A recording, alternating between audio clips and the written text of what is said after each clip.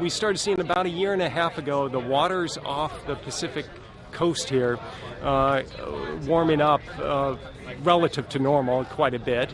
And this summer, it's really prominent now with temperatures 3 degrees Celsius above normal over a vast area of the North Pacific, and those effects are being felt here in Puget Sound. Saw some very, very late blooms of these phytoplankton all the way through early November, which that is unprecedented. We do not get those late blooms, but the abnormally warm waters allow these blooms to continue on much later into the year than normal. On the coast, we've had domoic acid, also referred to as amnesic shellfish poison.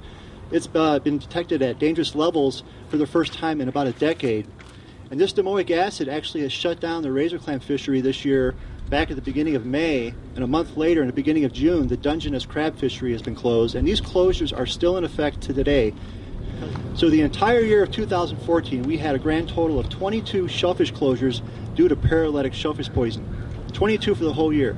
This year, we're already up to 29 closures due to paralytic shellfish poison. Rivers are very important in sort of flushing out the water out of Puget Sound. So with low flows, we keep the water. We've been sitting on that water.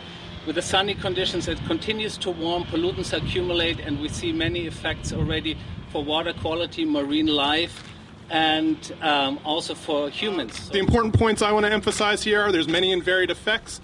There's winners and losers at different trophic levels. One of the winners is appears to be jellyfish, which seem to have these big blooms during high temperatures here. But the big point here is that if from the perspective of what we value for the Northwest, i.e. a place for great wildlife viewing and for fishing, these things are changing. And if this is a window on what's to come, we're looking very different environment than we might like to have.